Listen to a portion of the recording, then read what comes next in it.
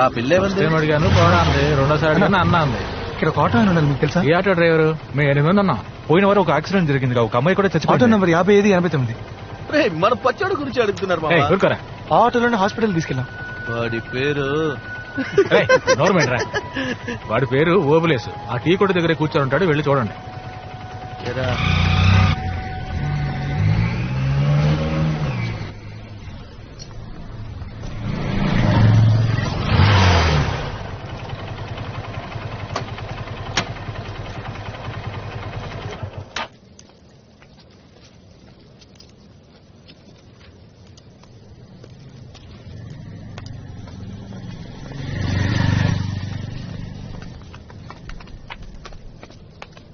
ఎందుకు ఫాలో అవుతున్నారు అన్నా? నేను మీకు గుర్తున్నానా? లేదు అన్నా, మీరే కదా యాక్సిడెంట్ అయిన అమ్మాయిని ఆటోలో తీసుకెళ్ళి. ఆ రోజు మొదలైంది తలనొప్పి. పోలీసు వాళ్ళు ప్రతిరోజు ఆకార ఈ కారాన్ని ప్రశ్నలు వేస్తూ ప్రాణాలు తీస్తున్నారు.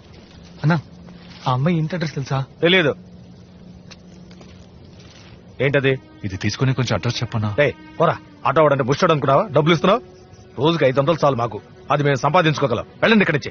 అన్నా సారీ అన్నా, ఏదో తెలియకన్నాడు. ఏం చేయాలో చెప్పనా చేస్తాం. ఏమనుకుంటున్నారు అసలు? అడ్డమైన వాళ్ళందరూ డబ్బులు ఇస్తున్నారు, నువ్వేమో 1000 రూపాయలు ఇస్తా అంటారు.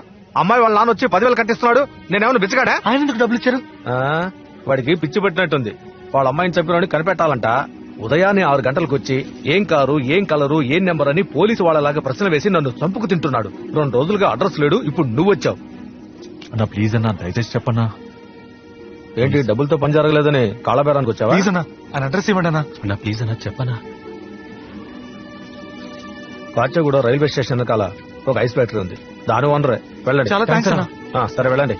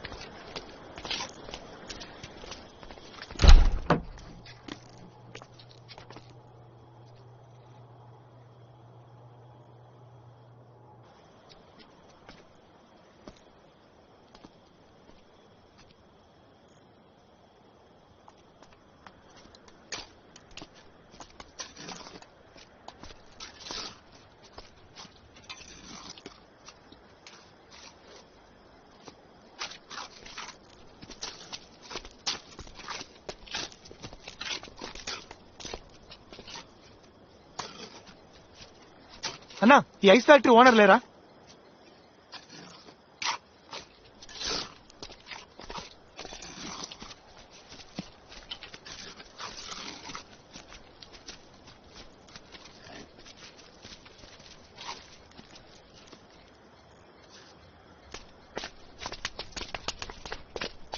ఇంత దూరం వచ్చింది ఎందుకు? దిక్కులు చూడడానికా? ఏం చేయమంటారా? ఆయన ఏమో పడిపోయి ఉన్నాడు, ఆ అమ్మాయికి సమాధి. అమ్మాయిని పాతేశారా? అయితే అందుకనే అది నీ ఇంట్లో ఉంది. ఆ అమ్మాయిని దహనం చేస్తుంటే నీకేమీ జరిగేది కాదు. మనమేం చేయగలరా? ఆ శవాన్ని బయటికి తెచ్చి తగలటాలి. ఆ తప్పురా. వాళ్ళ నాన్న చేస్తారా తప్పు? శవాన్ని పబ్లిక్ సిమెంట్ కదా పాతేయాలి, అదే కదా రూలు. మనకే అది శవం, ఆయన కన్నా కూతుర్రా. ఆ అమ్మాయి మొహం చూసావా? హాస్పిటల్లో ఉన్న మీ అమ్మ మొహం చూసావా?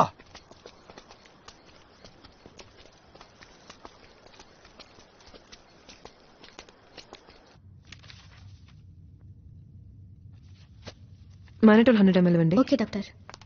Doctor, nothing to worry, she'll be all it in 2 days. ఎప్పుడు డిశ్చార్జ్ డాక్టర్? 3 days లో. ఎవరు మీరు? Siddhartha friend doctor. ఇంత క్రౌడ్ వద్దు, ఈవిడ సన్ని తప్ప ఇంకెవరిని అలౌ చేయొద్దు. ఓకే డాక్టర్, కొంచెం ప్లీజ్ బయట ఉంటారా?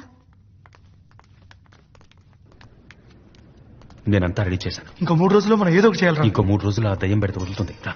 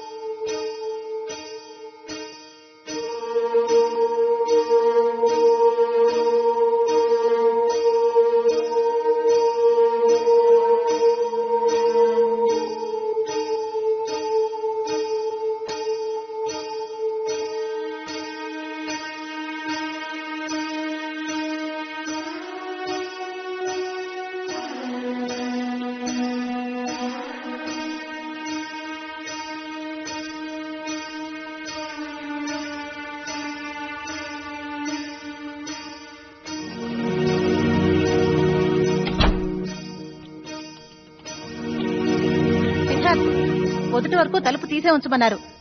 కావాలంటే మా వారిని కార్డర్లో పడుకోమంటాను.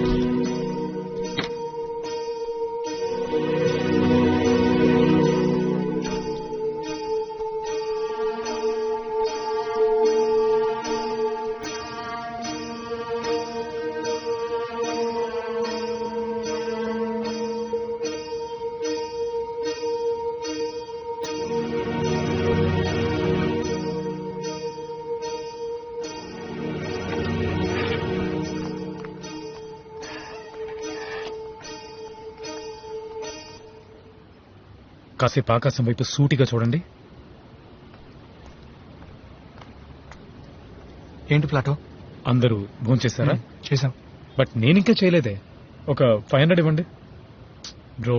బుర్ర వేడెక్కిపోయింది, చిరాకు పెట్టకుండా. ఆకలికి ఉన్న వ్యక్తి ఏంటి సార్ ఇలా జరిగింది? రే, ఆల్రెడీ సార్ చెప్పారు కదా, లైఫ్ లో ఫెయిలియర్స్ చాలా కామన్ అని.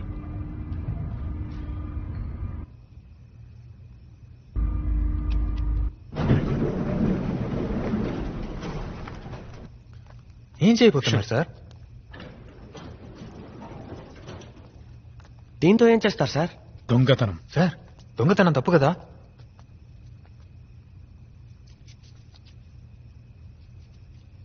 తాళం వేసిన ఇంట్లో దొంగిలించడమే తప్పు.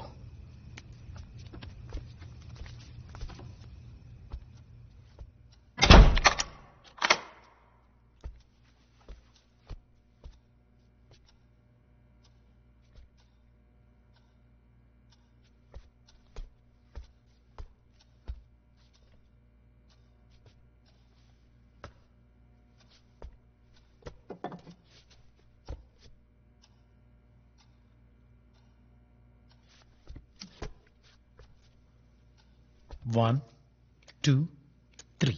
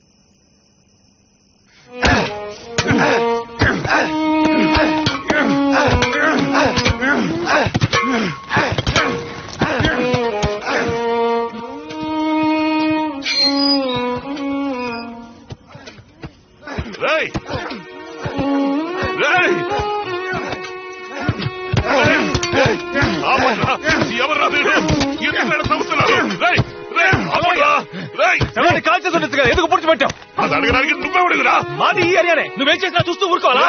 వద్దురా, చెప్పేది వినరా, తమ్ముతురా. నువ్వు మనిషి పట్రా, మనిషివా నువ్వు? అది నా కూతురు సమాధిరా. మీ ఇంట్లో ఎవరైనా చస్తే అప్పుడు నీకు తెలుస్తుందిరా నా బాధ ఏమిటో. వద్దురా, తమ్మకట్రా, మీకు దండ పెడతా. కావాలంటే నా ప్రాణాలు తీసుకుంటా, నన్ను చెప్పండిరా. ఆ సమాధి ఏం చేయకండిరా.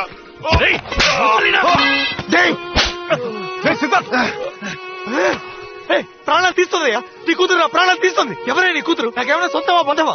ఎందుకు నా ఇంట్లో ఉండాలి? కోపం వస్తే కారుతో గుద్దే సరిపోయాడు. వాడింటికి వెళ్ళి వాడి చెప్పచ్చు కదా. మా అమ్మాయి చేసింది, మా అమ్మని కొట్టి. మా అమ్మకి ఏదైనా జరిగితే నీ కూతురు ప్రాణాలతో చంపేసామని. రావయ్యా, నీ కూతురిని బడి తీసి కాల్చాయి, పెట్రోల్ బస్ తగిలట్టాయి, అప్పుడే నా ఇల్లు వదిలిపోతుంది. ఏమంటున్నావురా?